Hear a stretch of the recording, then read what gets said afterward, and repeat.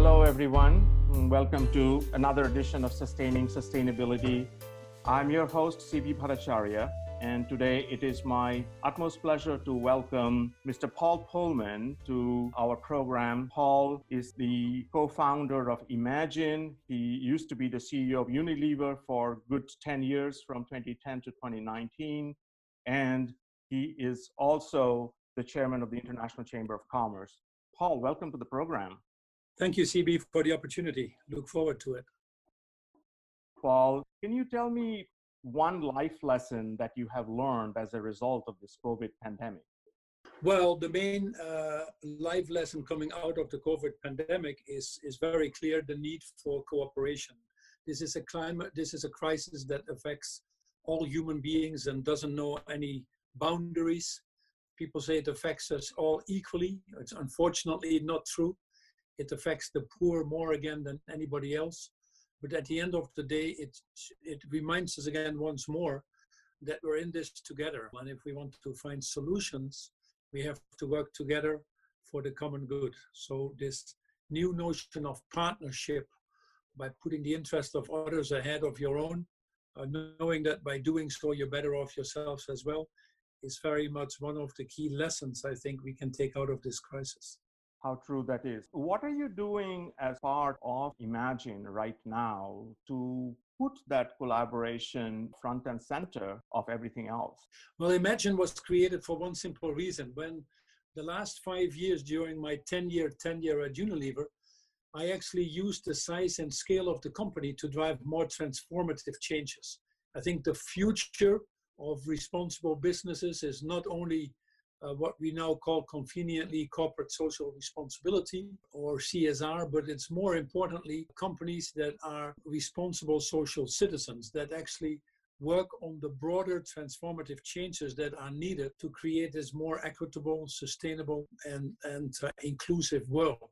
So what I did in the last 5 years was a company like Unilever having 3 to 4 billion contacts with consumers a day nearly with our products.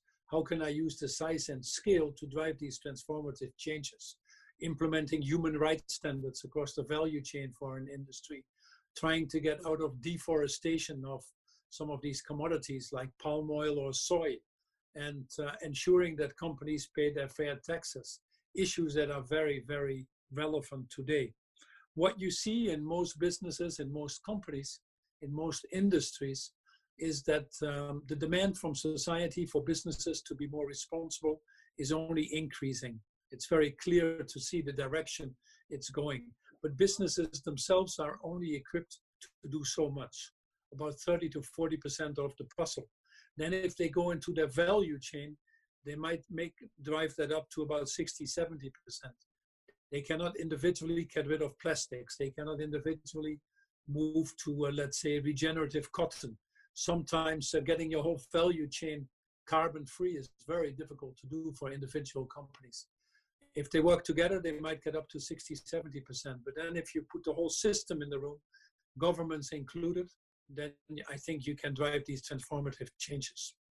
Right now, we are all moving in the right direction broadly on the Sustainable Development Goals. Most companies know that there are issues of inequality or issues of climate change, but we're not moving fast enough. So what Imagine is trying to do, it brings together the leading CEOs for each of the sectors at critical mass across the value chain. And once you have 20 to 25% of those CEOs in the same room, they collectively become more courageous.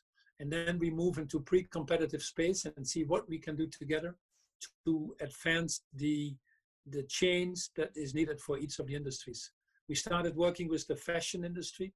We now have 66 companies included, all agreeing to be net zero by 2050, i.e. to stay below 1.5 degrees on climate, all agreeing to get out of single-use plastics and collectively going to regenerative cotton. All these are big, major improvements in an industry that has a fairly significant environmental and social footprint. Once these CEOs come together, we drive them higher and hopefully change the face of fashion. Next week, we will do the same with the industry around agriculture. And we're obviously also working with the tourist and travel industry, but that has been put on a little bit of a low burner as a result of the crisis. You and I have spoken about collaboration before. We talked about this whole idea of small actions, big difference, which coincidentally I stole for the title of my book. So what advice would you give to business leaders who are interested in pursuing collaborations? Because you clearly have a lot of knowledge and expertise in this area. Any do's and don'ts that people ought to bear in mind when they go forward? Yeah, collaboration obviously is at different levels. It can be between sort-like companies in the industry. It can be across your value chain, but it can also be with civil society and ultimately with governments. It is in that last form, by putting all the actors together, that you can get the more discontinuous changes that Imagine is focused on. The key thing of these partnerships is to really align first and foremost on the overall objectives that you want to achieve. And within aligning on these overall objectives, there needs to be a clear understanding how each of the partners are driving a unique contribution, as well as how each of the partners are being held accountable with clear measures and deliverables. So if that understanding is there, what everybody delivers, then you have the basis, I think, for trust, which is obviously one of the most important ingredients to make these partnerships work. We've in Unilever decided a long time ago on any of the major projects that we were involved in, that in order to make it more robust, to make it more resilient, to get the best thinking in, that we can only achieve the better outcomes with partnerships. And what we have found, for example, in a partnership of building a new tea plantation in Rwanda, where we put together the government, international governments, high net worth individuals, ourselves, working with smallholder farmers, ensuring that all rights are respected across the value chain, training the enormous amounts of women to get gender balance, respecting land rights, and all these issues, which are incredibly complex, will be better dealt with if we put partnerships like that together.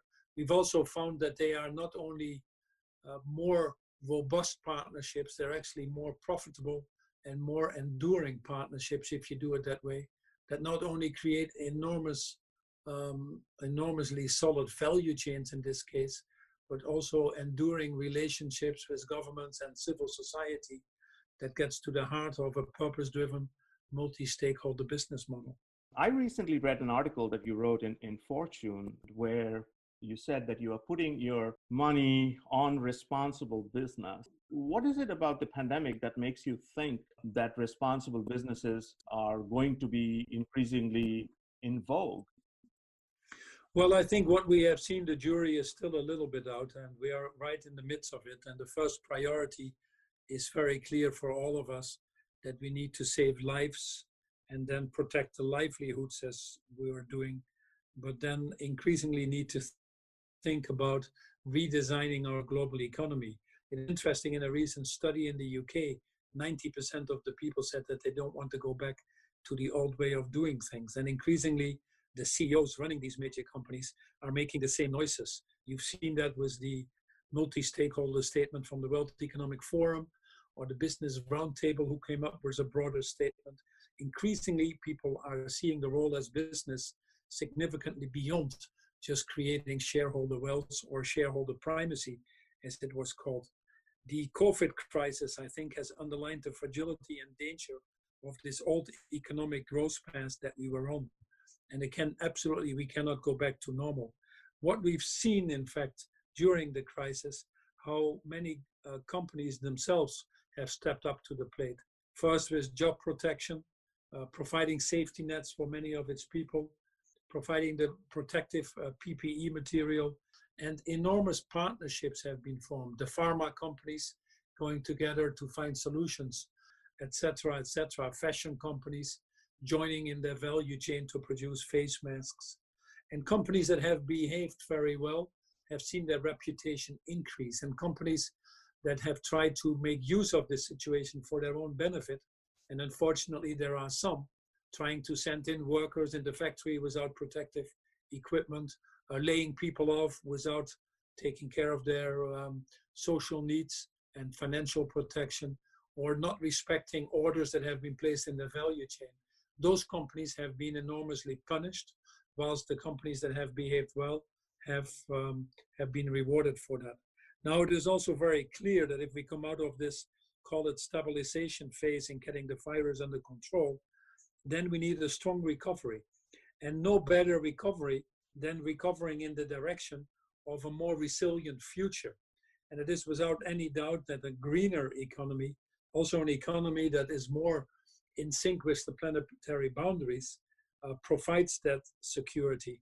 It provides better jobs. In fact, in the US, 3 times more jobs are created in the green economy than in the fossil economy.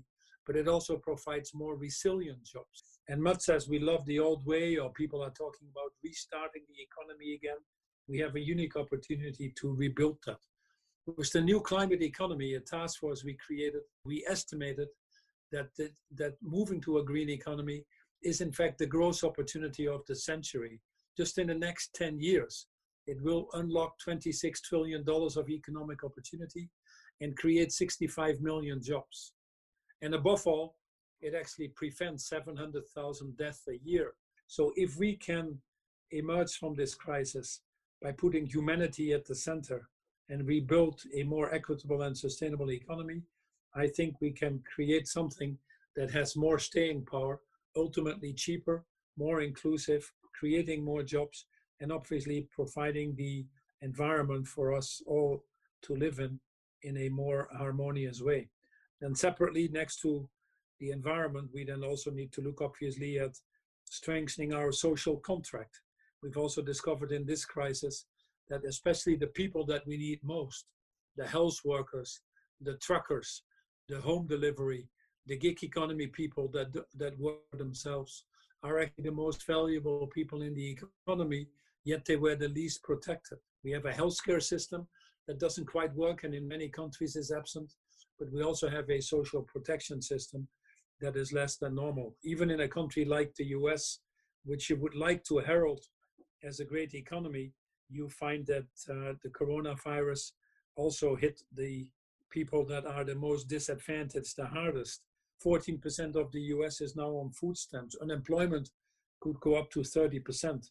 And 1 in 4 doesn't get sick pay when they're off. And this is not a society that is sustainable if we don't address these issues either. So next to an environmental change, we also need to have a social contract that works better and where we get more inclusive growth. And this is a unique opportunity now together to design that, to invest in new healthcare systems, in infrastructures, in agriculture, or in green economies that create these desperately needed jobs. So what's a quick call to action that you would make to all these listeners? Really drive your, as we redesign these economies and need to avoid the enormous risk of social upheaval by too many people being excluded, by unemployment levels, especially amongst the youth, being so high. Think about your business model in this multi-stakeholder long-term terms, and think about your responsibilities towards creating this greener, more equitable environment. And it is important that you not only do that in your own businesses, for which you will be handsomely rewarded, but it is also important that you advocate with governments that the right policies are being put in place. We're spending about 10 trillion and possibly 20 trillion that is being pumped in the global economy now to get us back out of the hole. But if we don't do that properly, that would be an enormous waste of the money that we're spending. The first disaster we had 10 years ago was the financial disaster. Now we get the COVID crisis, and we certainly don't want to go into the third crisis, which would be the climate crisis. So we are warned, and more than warned, I would say. So we need these leaders that have ambitions for causes that are greater than themselves and are willing to not only put the interest of the common ahead, not only make their own business models more robust, but also actively advocate with governments to ensure that we have these policies in place. And governance is difficult right now. We don't have enough global leaders. in politics that we would call the right leaders for situations like this. That's very clear. We also don't have the right level of cooperation at the global governance level to deal with these issues. And I hope that the business community will step up and fill that void. Excellent. Paul Polman, always a pleasure talking to you. Thank you for taking the time to do this with us. With pleasure and good luck. And thank you for doing this program. This is your host, CB Bhattacharya, signing off. Join us next week for another episode of Sustaining Sustainability. And before I sign off, I do want to say that this podcast is made possible by the help of my colleagues, Leslie Marshall, who's the Associate Director of the Center for Sustainable Business, and Alyssa Martinec, who is the Sustainability Coordinator of the Center for Sustainable Business. I'm your host, CB Bhattacharya, and I look forward to seeing you next week. Bye-bye.